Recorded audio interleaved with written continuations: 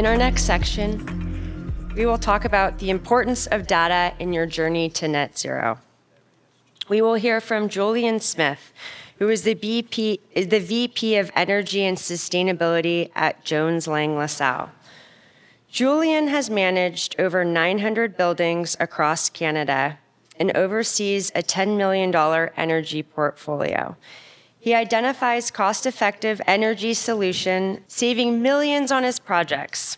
He oversees energy on national key accounts for Jones Lang LaSalle. He will introduce Nisha Agrawal, Director of Sustainability at QuadReal, Tanja, Associate VP ESG at Grosvenor, and Dave Ramslie, COO for Open Technologies. It is with great pleasure that I welcome them to the stage. Thank you. Hope everyone's doing well. Maybe we can take a first moment. Thank you for the kind introduction there. But we have three incredible panelists that we're going to be talking about integrating data strategy with your net zero strategy. And I think for anyone who's dealt with trying to get a portfolio or an organization to net zero, you start with data, and there's a lot of challenges that kind of come along the way. We've touched on some of them in some of the previous sessions, and so we have three people here who are used to these issues, deal with them every day, so hopefully can share some lessons learned and their experiences. So maybe, Tanja, if you want to start with a brief introduction of yourself.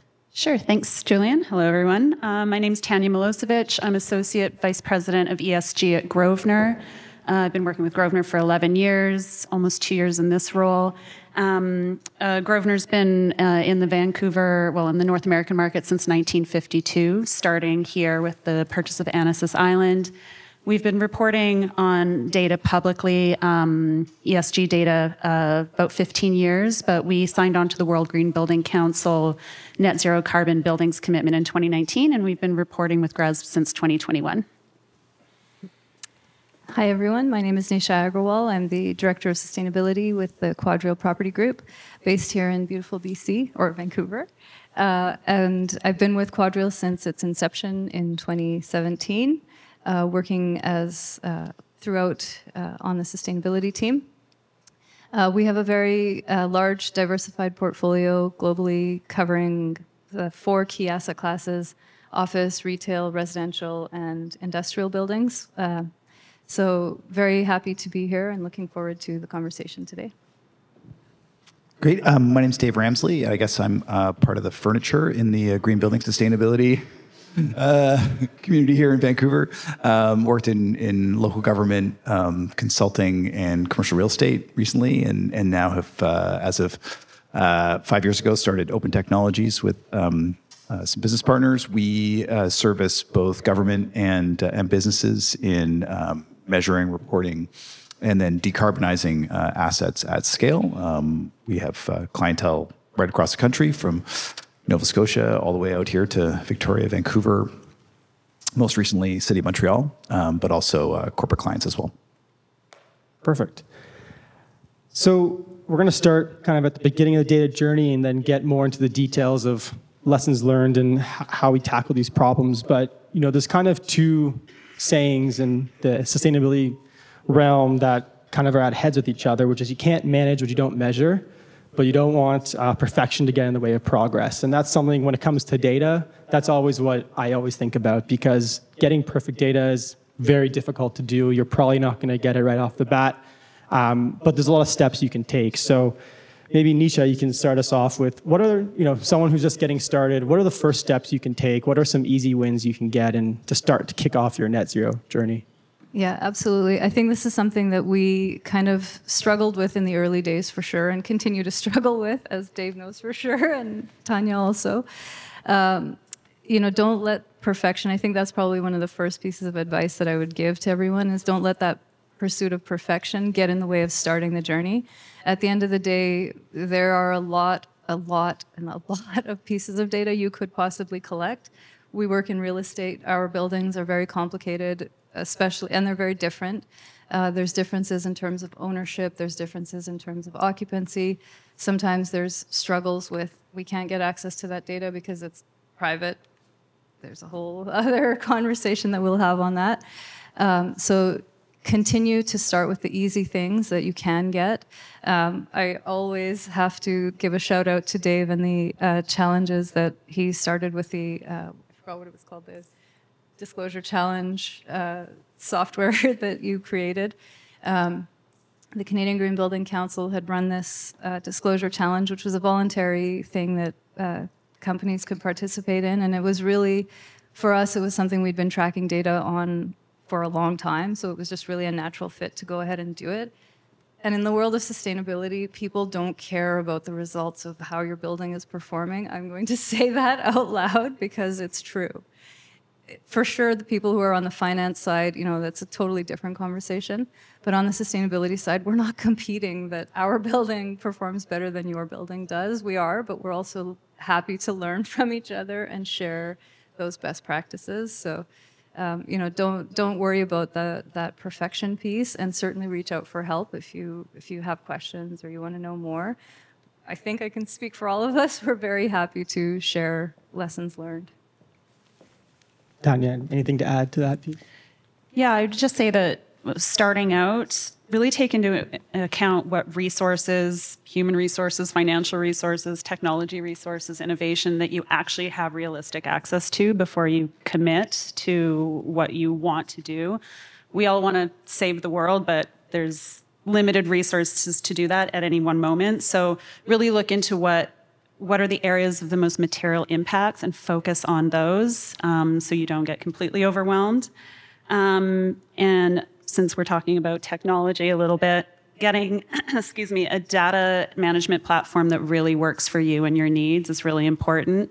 We're in a situation right now where we have one, or I inherited one, and we're looking at whether or not that's really going to be the best fit for us later. And it is a lot harder to make that switch than just making the right decision in the first place. Dave, from the technology angle, where do you see the starting point and the way to help kick off that journey? Yeah, I think a smart person once said that if you own a software company, your chief competitor is always Microsoft Excel, which is kind of true. I think it's where everybody starts. And I really think Nisha's wisdom is great here, right? Is that you're never going to be done in terms of your data collection. There's always improvements that can be made. Every year when you're coming to your reporting deadline, there's always something you wish you could have done better, right? And to hear people like QuadReal say, who is regarded as probably being one of the best in the business in terms of your guys' reporting that you've been doing over the past couple of years, should be heartening for a lot of people to hear. And I think just starting with a place where you can have that good access to data, and then building out from there. There's always going to be water data. Water data is always elusive, but we all pay our energy bills, and those are pretty reliable. So waste data, depending on where you are in the city or in the country, can also be a huge headache. But yeah, these problems are always manageable, and there's always next year in terms of doing a better job. Is what I would say as well too. And I liked kind of both your statements about we're all in kind of cooperation with each other, right? Where we want to see everybody do well. We just maybe want to do it first. Yeah, for sure. And I mean, on that point, one thing that I've learned is, especially when you're starting out, is to use data to your advantage. Use what you have as a weapon, because ultimately there's a lot of decision makers.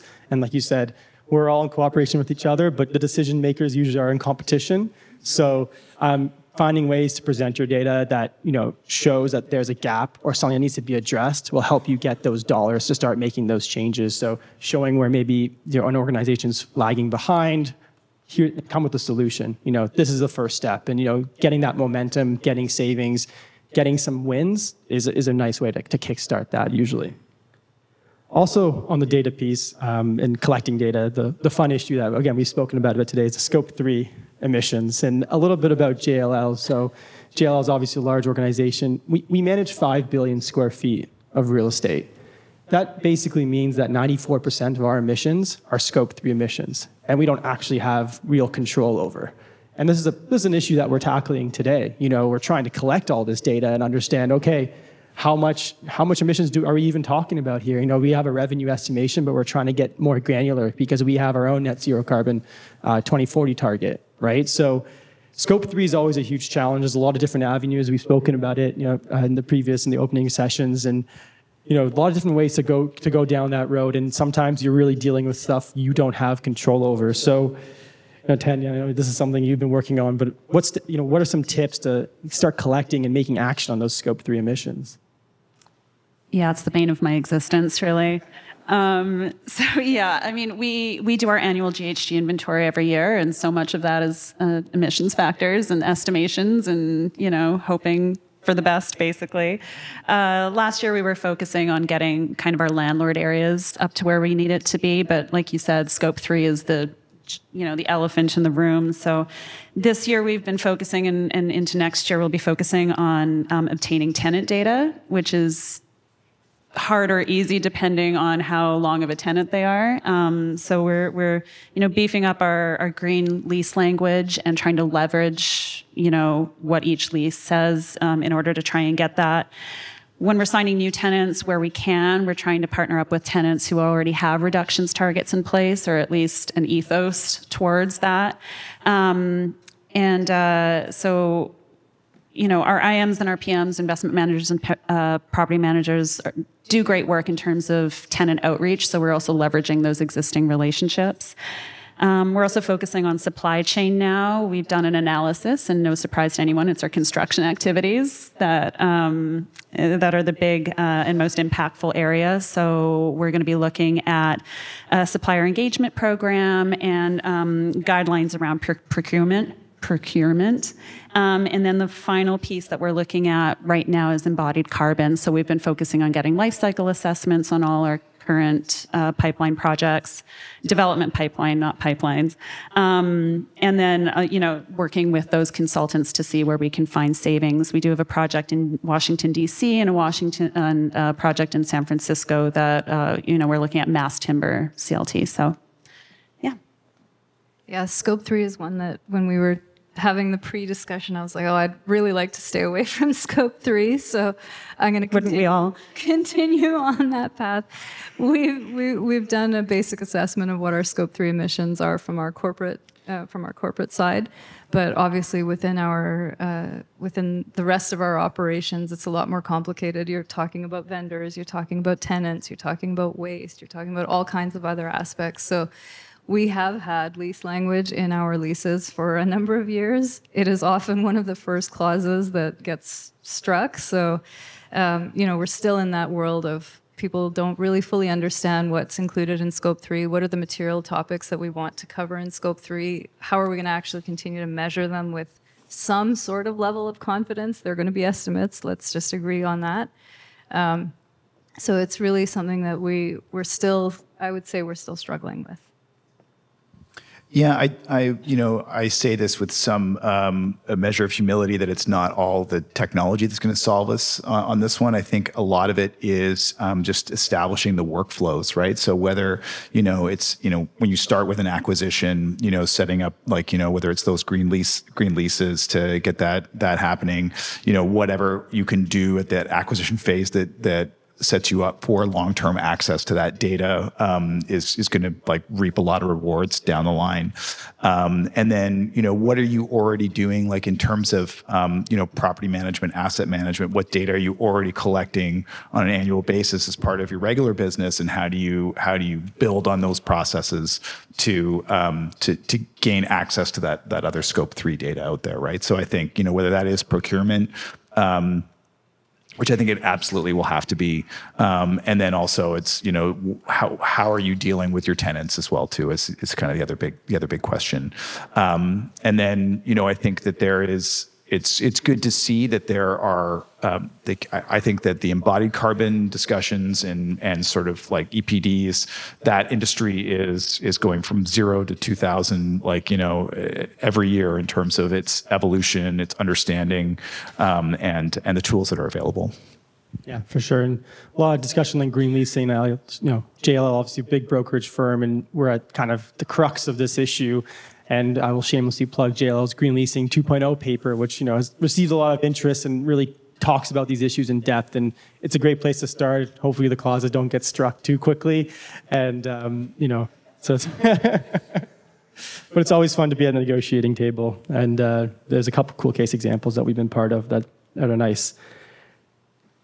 And of course, and again, building on discussions that we had, there's a lot of regulations that are changing the way, sustainability works. And obviously, we have a great group here who has international a viewpoint on this and seeing the different markets. And, from TCFD, which I think we now know that most people here have heard of from our last session.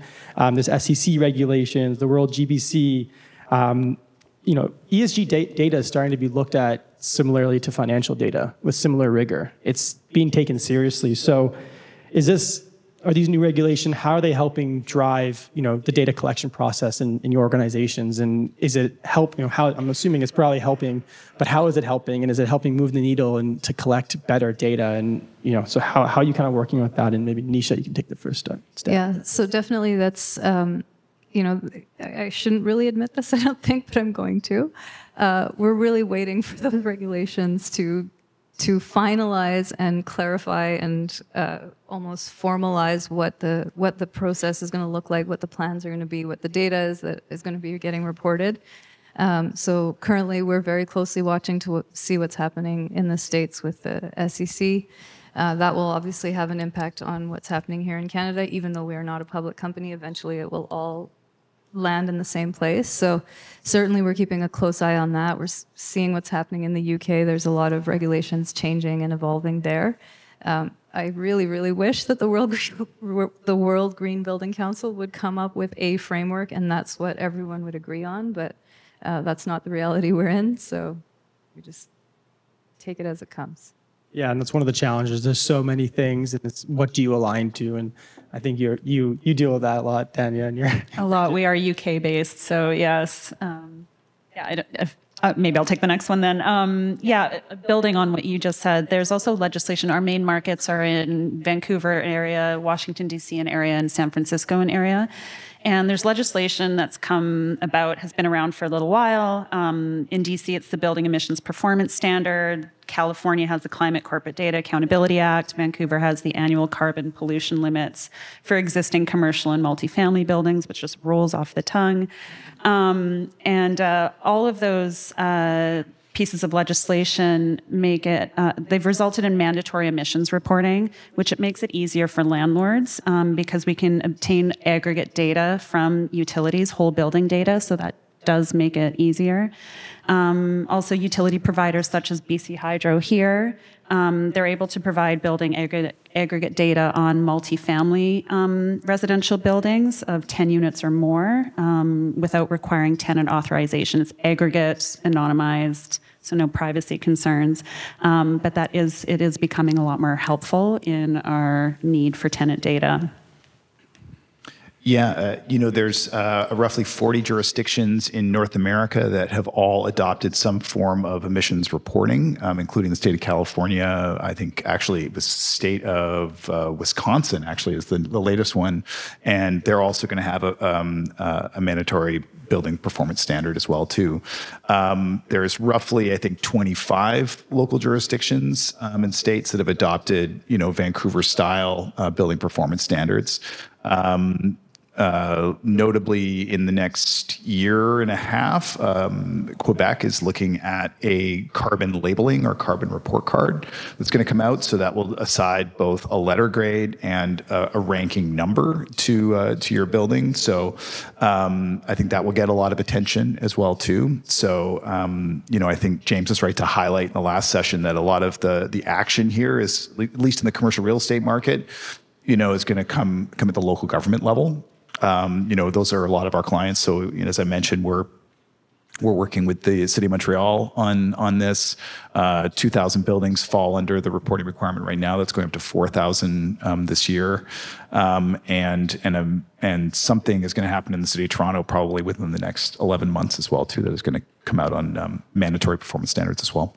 Yeah, no, the building performance standards are popping up everywhere, and this is a great way data can help you because it makes it very clear, and you can really easily visualize it, and you can really see what's going to come down the repercussions of that. And then the report card is very interesting, because I was just working with a building out in Germany, and they have a kind of a scoring system out there, and they have a few investors now in Europe, and with the jurisdictions out there, they have a few things they have to look at, and the scorecard is they have it's a certified check that they have to get, and you're talking to the brokers and like, well, how can we get this score up? Then they know it's something that investors are looking at, and they know it's affecting. But then there's also the flip side of the context of the building, right? That building had a heritage aspect to it, so there's things that couldn't actually change. So it's going to create some interesting market dynamics, I think, moving forward.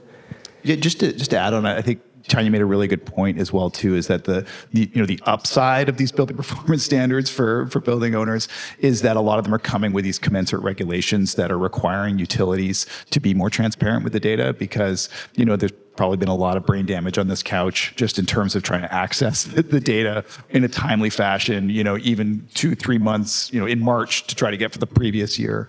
And so, Province of Ontario is a great example where green button legislation is now, they've worked with the 100 utilities they have in the province of Ontario to get them all on the same protocol for reporting this data.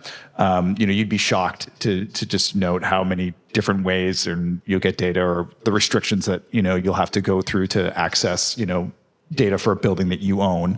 That's encouraging to see that a lot of utilities are now starting to make that data available. It's not just the leaders like BC Hydro, who's had it for about 4 or 5 years now. Add on that. Oh, I already spoke. She nailed it the first time, Julian. If there's anything else on the utility front. And so there's a lot of challenges in collecting the data. And then once you have data, it can help or it can hinder you. And maybe we can start with Dave, because you've worked with so many large, building portfolios in the thousands. What is the major thing that you think you've solved, or a lesson learned that can be shared, that's really helped start moving down the path of net zero? Obviously, the transition from paybacks, energy efficiency, 2 years to, okay, we have to make big changes. We have to invest big dollars. Yeah, I think what's the first step in recovery? It's acceptance, right? I think that's the big benefit of data, right? Speaking from personal experience, working for a very progressive, real estate company, going in there and when I came in, they were like, "Oh no, we got this dialed. We only buy Energy Star equipment. Our guys are out there all the time. We have great coverage. These buildings are awesome." And then, we build all our own stuff too, so we know it's great. And going in there and then just showing the data the first time, there was like, well, this has to be wrong because we can't be this terrible. And kind of, to what Nisha said earlier, it's like everybody's got bad buildings. We all just have to own up to it and realize it and embrace it. And the good news story is I think that for those of you who've maybe been putting off action for so long, it's never been easier to start to get your arms around what you have to do around decarbonization. I think there was a really awkward phase we've been in for the last 5 years where we've been confusing energy efficiency and decarbonization, and they're very different. The good news is that decarbonization is actually a bit simpler than energy efficiency in many ways.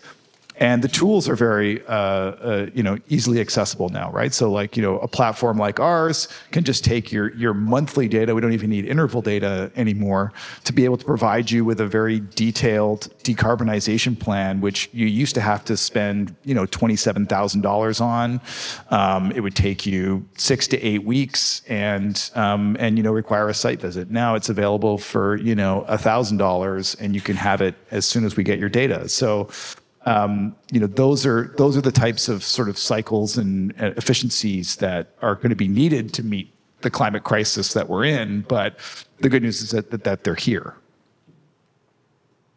Maybe Nisha, you want to share some more? Yeah, I was just going to share in terms of the data piece. I mean, we've just started to get creative. So a couple of examples are, in open-top waste bins, we've got cameras in there. And these cameras are able to see the fill level, and that gives us a closer estimation than just assuming you've got 3 bins that are emptied 3 times a week, blah, blah, blah. So that's one example where we've tried to get a bit more granular or accurate data from waste, which is a challenge. And then another example I was just going to share was trying to deal with the data, lack of data in industrial buildings, for example. There's an app. There's an app for everything. So there's an app for this too. Our building operators, when they're going around visiting the industrial sites, they can just click a photo of the house meter, and that gives us access to whole building data. So we've started to try and just come up with sort of more creative solutions to get back to that data piece. Do your waste bins have a TikTok channel that we can tune into? Like to know. It'd be fun to watch those videos. They don't capture pictures of people. They're just focused on the. That's what QuadReal wants you to think, anyways. They know who's not putting the proper waste in the proper receptacle. We have found those cameras in strange places. I will admit. Tanja. Yeah, I mean, I don't have a lot to add because waste data is an issue for us as well, and we have had recent conversations about those cameras, so I might have to pick your brain about that TikTok channel. Yeah, I mean, the struggle is always about improving data coverage and quality, and we are seeing improvements in that area, but it's a slog. It really, really is, and it's thankless work. That is not just me who's doing it, so thank you to my team as well. Also, as we've grown, and like Dave said, you know, there's never been a better time. There's so many options out there, but with that comes a lot of different data sources. Everybody's trying to pull in technologies and innovation, which is great, but they don't always overlap or speak to each other. And so I don't really have a lot of solutions. We're working through the solutions of that right now. It's all challenges on my end. But it really is about finding the right technologies and technology strategy. I'm sure there's probably a better terminology for that, that fits within your business.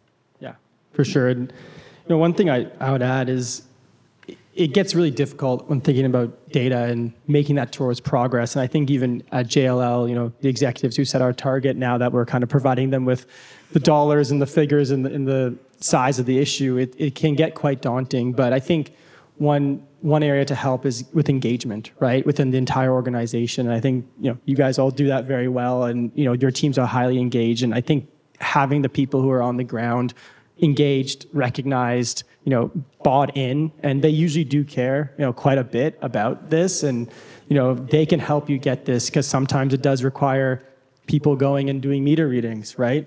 Yeah, 2 things there, actually. Yeah, I think it's really important to have ambassadors in the different teams in your business who are willing to push that agenda when you're not in the room. I think it's really, really important. And then what you just said about meters, we're in the middle of a meter mapping audit in our whole portfolio, and we are definitely seeing some savings there just by that very exercise. But it's part of the data coverage question, for sure. Exactly. And, you know, with all these issues that come up, obviously you're going to start with your Excel spreadsheets. That's where everyone starts, and they can be very difficult to handle. But there's a lot of different ways technology can be fit into this, and it can be from a portfolio level, it can be from collecting from the utilities, and then all the way down. This technology is on the building level, even, you know, sub-metering level. There's so many options. These are all typically not the cheapest options, all of them. Some are more affordable than others. You know, and Dave, you're the expert on this. So, you know, how do you balance, you know, portfolio level versus asset level? You know, how do you start introducing technology? And, you know, these business cases are harder as well, because there obviously is value, but sometimes it's hard to say, well, this is exactly how much we're going to save from implementing this technology. So how do you build that business case and with implementing technology? Because it's a necessary tool. Yeah, I guess the first thing I would to challenge the question a little bit, I think one other disservice we've done in the sustainability movement over the past 10, 20 years is to say that, you know, what is the payback or the business case? And what we're definitely finding is that in decarbonization, is that we've got to do it, and it's going to cost more, and then it's going to cost more, and but it's never going to be cheaper than right now. So I think that's kind of the first thing I would say in terms of implementing technology. The best thing that you can do is start with the portfolio-wide solutions and the data collection solutions, and in any cases, as many cases as possible, try to automate those solutions. So where you have those direct data uploads from your utility provider, to get the, humans are usually the problem in terms of messing up the data. So to the point where you can just have that piped directly into a system and then checked by a human, that's where you're going to get the highest quality data. What that allows you to do is then to have the kind of those more transformational impacts, whereby, if you can get into the capital planning cycle, which I think as James alluded to in just the presentation before us, we've seen capital plans where, to decarbonize an entire 150 building portfolio costs roughly about $70 million, right? Big number. But then if you look at the fact that, we already have to spend, 45 million of that on regular capital replacement of, rooftop units and boilers and chillers, we're actually just looking at a delta that's, kind of closer to $20 to $30 million, and stress that over a 10-year period, that becomes $3 million a year. And then if we actually look at incentives, we might be able to, cut that by 20, 30, 40%. So all of a sudden on, 150, building portfolio, we're looking at like, $1 to $2 million of premium per year, which is, still a big number, but more manageable than, oh my God, we've got to spend, $60, $70 million tomorrow. So I think those portfolio level solutions to start to break down those, like these huge, difficult conundrums that big real estate firms are facing are the best places. And then after that, at the building by building level, I'm a big fan of these AI driven retro commissioning that happens instantaneously. We seen great savings, 15-20% per year, and they do pay for themselves in 2 years. If you haven't done a lighting upgrade, I don't know what you're doing, because those are also but you should do it in confluence with a decarbonization upgrade, because that at least makes the numbers a little bit better. But yeah, I think those are kind of the three places I would start. For sure. And on the business as usual dollar spend, there's also the flip side, and having tools that can help show your risk avoided, right? Because, there's maybe not evidence right now, but there definitely is a real valuation risk to assets. And if you do not get on CREM is a great tool for this. Not that there's maybe better ways to look at it, but CREM really shows what the pathway you need to be on, and if you're below that pathway, you're at real value risk, and it's something that needs to be taken into account. So, different ways to show these numbers besides just the technical data. Tanja, maybe. Yeah, business case is always easy when you can show a relatively quick payback period, but that is not often the case. I would love for that to be the case. And yeah, my other note here was about human error, which Dave mentioned. So to combat that, an example, you brought up AI on asset level. We've been trialing on a couple of our assets, a company called Hank, and it's AI to optimize the building management systems. So energy optimization, air quality, tenant comfort, et cetera, and we're already seeing great results from that. We've found discrepancies, issues in the building that would have taken weeks, months, or indefinitely to figure out, and we're seeing good savings. The projected savings on that annually is about 1 million kilowatt hours, which incidentally charges 12,000 Tesla Model 3s, I'm told. And also, in addition, we're also approved for rebates from the utility providers, because we're reducing our energy consumption during peak time. So that one's a great success story, and so we're looking at potentially rolling that out in other assets. So yeah, and these retro commissioning tools, and Hank's a fantastic tool, and it helps a lot. An interesting benefit is that because most of your assets probably have a bunch of different BAS systems, and they're not connected to anything, and you can't really get data off them. And we all know when you're trying to make these changes, you do need these details at some point. There are some things you can do at the high level, but you do need these details. And so having these systems that can not only fix your assets, but also provide you real data and there may be some equipment upgrades you have to do to make them actually maximize their impact, but it's a kind of a side benefit. It's like, oh, now I actually can see what's going on in all my buildings at the same time. So it's a great little additional layer of getting how to get better data, but also make savings. Yeah, and I just think it's a bit of a snowball effect too when you can show leaders like, okay, well, this made this savings, this made this savings, so we're seeing all this. So this other thing that may not save us money, like it's all coming out in the wash, or at least they're seeing progress in the right direction, and they might be in a better mood to approve other things.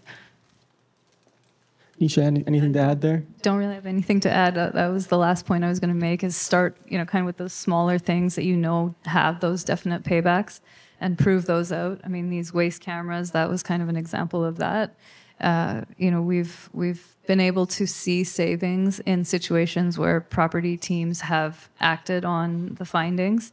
And then we also have a big block of potential savings where people haven't been comfortable because it's going to stink, it's going to attract rodents, it's going to have all these other issues. So, definitely start with the things that have obvious paybacks, and then you might get a slightly easier pass for some of the more complicated things. Yeah, it doesn't help carbon as much, but I think that there's been some huge cost savings in water metering in the last couple of years as well too. So I think, and you can't rely on municipalities for timely water data. So I think that seeing virtual or small digital water meters that are bolt on for $500 a piece is also been transformative as well too. And water utility costs are actually higher in most cases than any energy utility costs. So combining those in terms of an energy efficiency program can really start to help you with those paybacks. Sure. Perfect. Maybe we can pause here. I think we're right on time. So is there any questions? Maybe. Saw your hand first. So. You went for mics.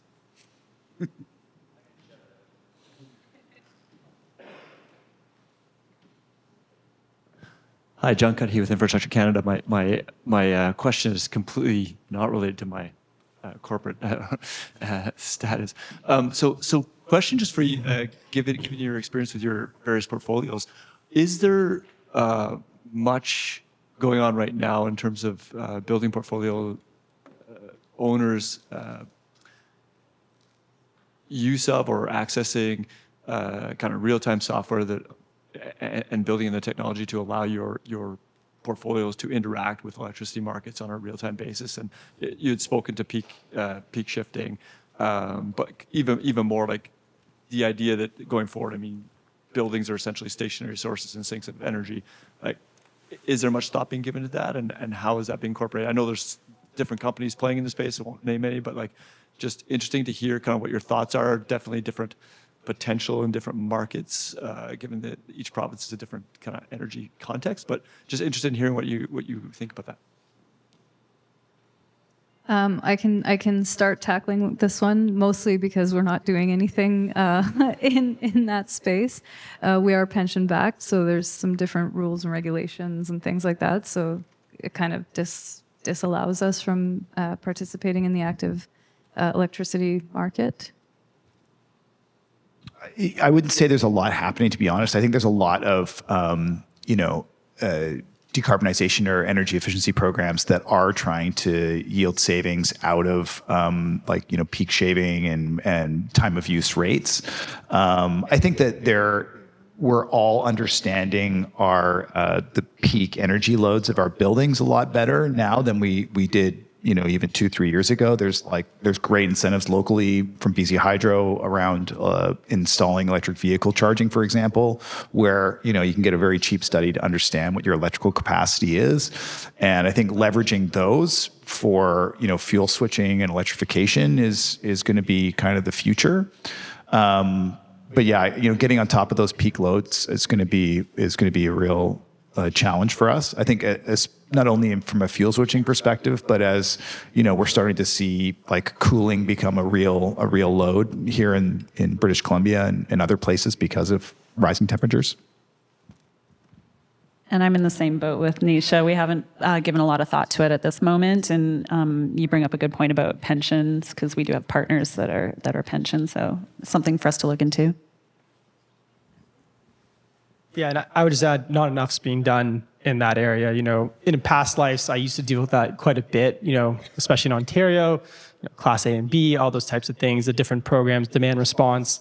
But in terms of decarbonization, I think there's actually a big opportunity to start looking at it at a more granular level. And it's not looked at quite enough when people are looking at their decarbonization plans. And I don't know if it's one of these issues is like, how are we getting this data? How reliable is this data? And then how can we actually use it in our projections? So not enough is my answer. Biggest thing that can be done for City of Toronto right now, right? Because they're building a peak natural gas plant that is almost entirely just built for Thursday, August 15th at 4 p.m. when everyone's air conditioners are at peak capacity, right? And if anything we can do to stop that power plant from being built is, the best thing that could happen in Toronto right now. I just turn off my AC and just sauna. You just sweat it out, hey?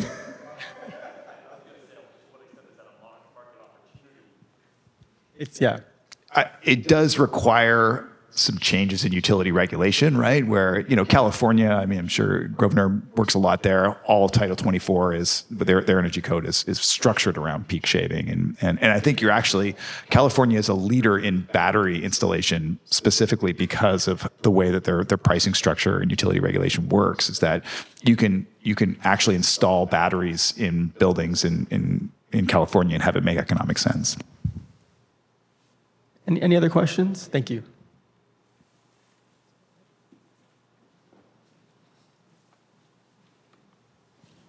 Owen Hayes, Edge Consultants, great panel and a great discussion.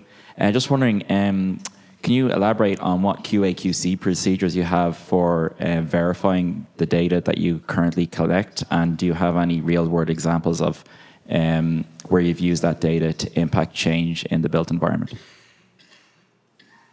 Yeah, I'm happy to start on this one. So we go through that pain annually. There's no nice way to say it. We work with one of the big 4 accounting firms to get limited assurance on the data that we have collected. And then we use that to report to the Global Real Estate Sustainability Benchmark, GRESB. And really for... Do this year, Nisha. How's your score? Is it public? Am I allowed to say? Yeah. You're allowed. I think you're allowed. No embargo on community. We weren't first. I will admit that. We didn't come in first this year. We're in the top 5.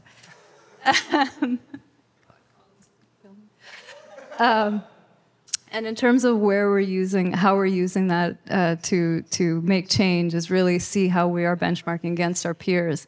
And that really has been another lever that we've been able to use with leaders across the organization to say, hey, did you know this peer of ours that you really care about way outperforms us on these social metrics or whatever the topics are? So that's really how we've tackled it. Exact same answer for Grosvenor as well, but I'll say, in addition to what you just said about leveraging with your leadership, also being able to see uplift amongst your peers is actually a great tool for you, because you can reach out. I'm assuming we all know each other in some way. We can reach out and say, hey, how'd you do it? I can't remember the term you used, but cooperation. Yes, I'm gonna have to write that down. But yeah, so yeah, exact same answer as Nisha. I'd say there's also, it's no surprise that the technologies guy is going to say there's a great technology solution for this, but our software platform, for example, does you have automated QA/QC in this, where now the scale of building data and collection that's out there right now, we can pull from our 10,000 billing database and be able to see, outliers instantly, be able to spot for data gaps and data errors. You can look at, this building is all of a sudden using, 30 to 50% less energy than it did last year. Either we're killing it on a retrofit that cost us $0 or we're missing some meters, right? So I think that the technology, I think when we were looking at, we were originally service clients 5 years ago, when we were doing this manually, it would cost us probably $200, $250 a building in some cases to do the QA/QC, and now that's we're down to sort of $25 a building just because of the technology. I'll maybe add one more point, and on a flip side is QA and QCing when you actually implement measures. And I think there was a big impact that hit everyone that's messing up everyone's energy data, which was COVID. Right, and occupancies all over the place, everywhere. And so if you implemented any measures in the last couple of years, you don't have a good baseline, you don't have a good, understanding of what's actually impacted, and then people might be coming back saying, hey, either you're doing great, look at this, how well you're doing, or why didn't your savings hit what you're thinking of? And so it's really important, speaking about how data can be used as a tool to, if you're overstating what you've actually accomplished, it can hurt you in the future, and if you're understating, obviously it's going to hurt you getting back. So being, that's really where the engagement comes in, so you can review, understand what's going on, understand what the other impacts are, so that when you're actually QA/QCing what you've actually implemented, you have good answers, because those questions will come for sure. I think there's that time, unless there's another question. I don't know exactly.